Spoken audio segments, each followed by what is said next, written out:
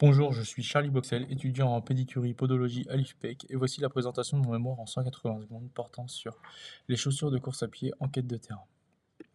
La course à pied est aujourd'hui un sport extrêmement populaire, accessible et promu pour ses nombreux bienfaits sur la santé. Mais derrière cette pratique simple se cache en apparence une réalité bien plus complexe. En effet, 50% des coureurs sont blessés chaque année et dans 25% de ces cas, la blessure empêche toute reprise immédiate de la course à pied. Un élément important dans la prévention des blessures peut être la chaussure de running. Le marché, en pleine expansion, propose une multitude de modèles, qu'ils soient minimalistes, maximalistes, à plaque carbone ou encore traditionnels. Ce choix vaste et parfois contradictoire génère de la confusion chez les pratiquants. Dans ce contexte, le pédicure podologue joue un rôle fondamental. Il conseille, il oriente et parfois rassure. Mais sur quel fondement reposent ces conseils? Est-il guidé par des données scientifiques, par son expérience clinique ou influencé par des formations continues qu'il a pu suivre? C'est à cette problématique que j'ai souhaité répondre à travers ma mémoire formulée de la sorte. Les critères de recommandation d'une chaussure de course à pied sont-ils basés sur des preuves scientifiques solides? Pour cela, j'ai mené une enquête qualitative auprès de 5 pédicures podologues. Par le biais d'entretiens semi-directifs, certains d'entre eux possédaient une spécialisation ou marquaient un intérêt particulier pour la course à pied ou la chaussure, tandis que d'autres non.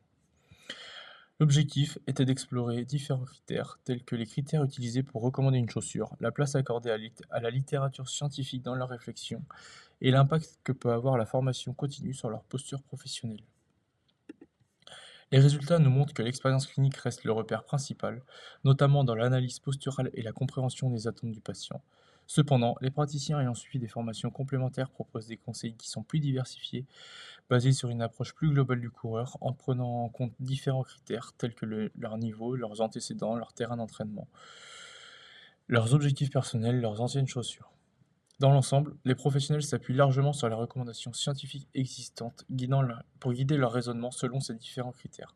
Néanmoins, ils enrichissent ces recommandations scientifiques par leur propre lecture, façonnée par leur expérience, leur approche clinique et leur vision du soin, ce qui confère à leurs conseils une dimension qui est plus individualisée et contextualisée. Si les discours des professionnels gagnent en scientificité ces dernières années, ils demeurent encore hétérogènes. Plusieurs praticiens soulignent par ailleurs le besoin de disposer de davantage de temps et d'outils pour intégrer plus efficacement les données de la recherche dans leur pratique quotidienne. En conclusion, ce travail montre que la qualité du conseil podologique dépend fortement du parcours de formation et de la capacité à articuler savoir scientifique, expertise clinique et écoute du patient. Il met en lumière le potentiel du pédicure podologue comme acteur de prévention dans la course à pied, à condition de renforcer les liens entre la pratique et la recherche. Enfin, ce mémoire m'a permis de mieux comprendre les enjeux de notre rôle et l'importance de se former tout au long de sa carrière, pour répondre aux attentes des patients sportifs avec rigueur et pertinence. Merci pour votre attention.